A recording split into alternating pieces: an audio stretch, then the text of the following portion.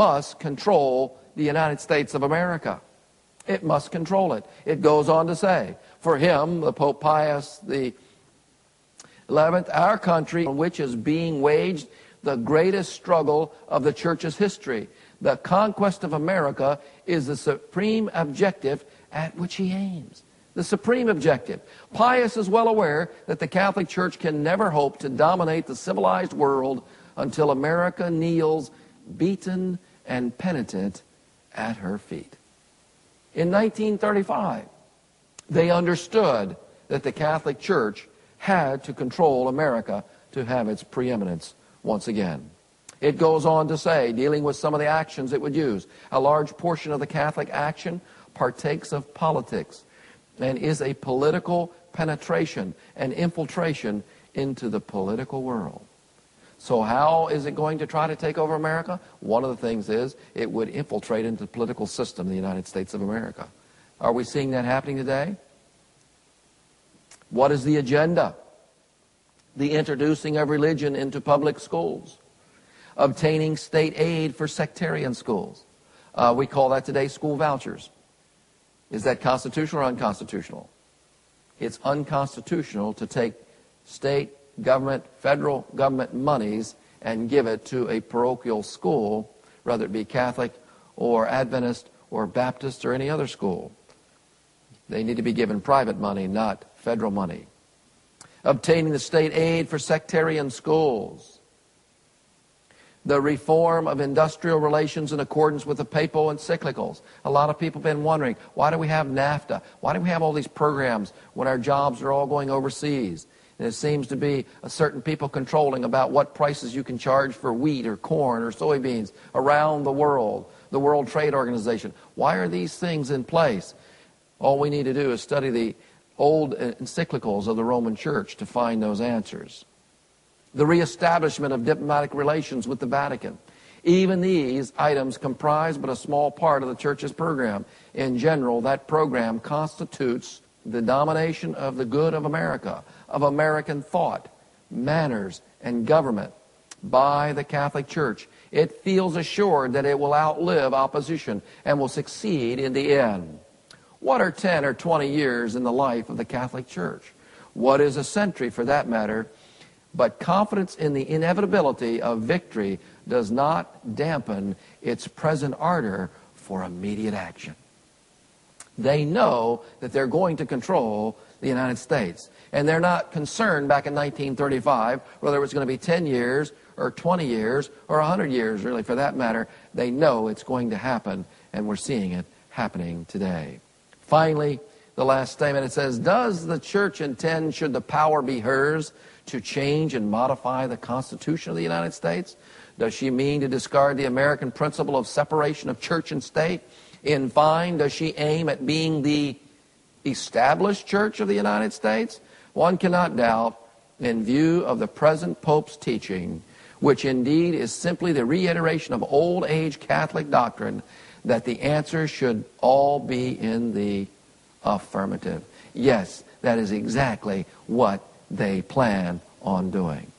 Former President Woodrow Wilson once said, "A nation does not remember what it was yesterday, does not know what it is today, nor what it is trying to do."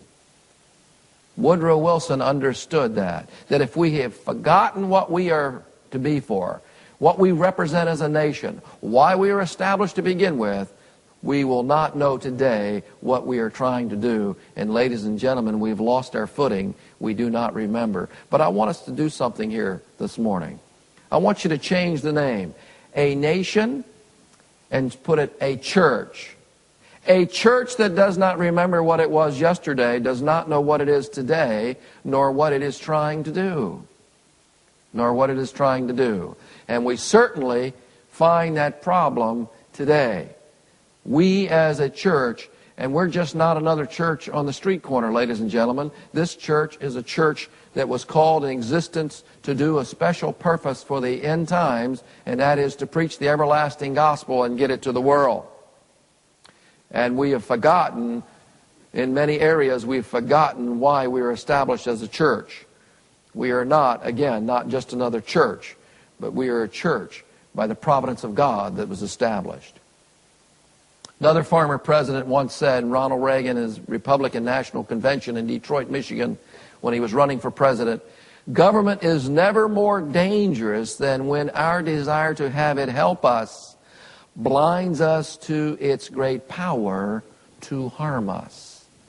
He really hit on something here. He didn't fully understand it, I don't believe, but it says a government is never more dangerous than when our desire to have it help us blinds us to its great power to harm us. I just recently received a Liberty magazine in the mail. Just received this week, just in the last day or two. On the back, it has a quote from Benjamin Franklin. Benjamin Franklin. When a religion is good, I conceive it will support itself. And when it does not support itself, and God does not take care to support it so that its professors are obliged to call for help of the civil power, 'tis a sign, I apprehend, of its being a bad religious system.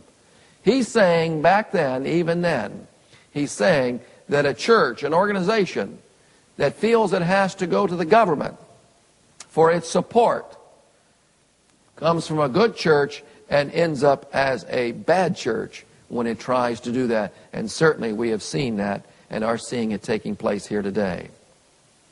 This is from another president, a speech that was given. Quote, I believe in an America where separation of church and state is absolute, where no Catholic prelate could tell the president, should he be Catholic, how to act, and no president minister or Protestant minister would tell his parishioners for whom to vote, where no church or church school is granted any public funds or political preference, and where no man is denied public office merely because his religion differs from the president who might appoint him or the people who might elect him. I believe in an America that is officially neither Catholic, Protestant, nor Jewish, where no public official either requests or accepts instruction on public policy from the Pope, the National Council of Churches, or any other ecclesiastical source, where no religious body seeks to impose its will directly or indirectly upon the general populace or the public acts of its officials, and where religious liberty is so indivisible that an act against one church is treated as an act against all. What president gave that speech? The first Catholic president of the United States of America, John F. Kennedy. He addressed the Ministerial Association in Greater Houston in September the 12th of 1960. He assured the Protestants that he would not obey the Pope, that he would rule in separation of church and state. But we have presidents, modern presidents today. St. Louis, Associated Press. President Clinton welcomed a frail Pope John Paul II with a steadying hand Tuesday and said he hoped he would find in his 7th pilgrimage on America's soil, quote, an America working harder to be what you have asked us to be, unquote.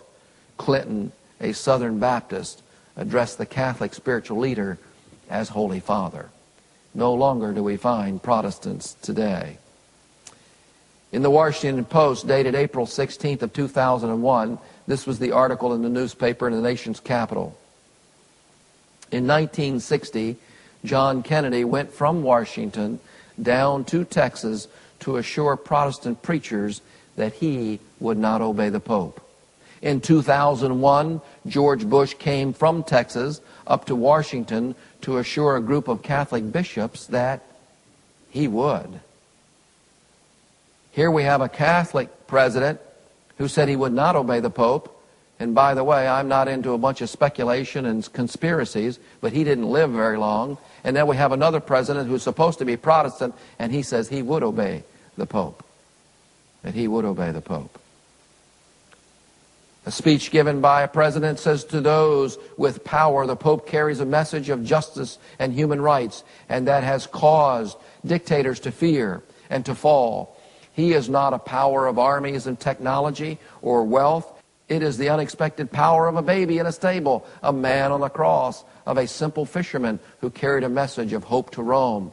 When you think of a man on the cross, when you think of a simple fisherman, when you think of a baby in a stable, who's that referring to?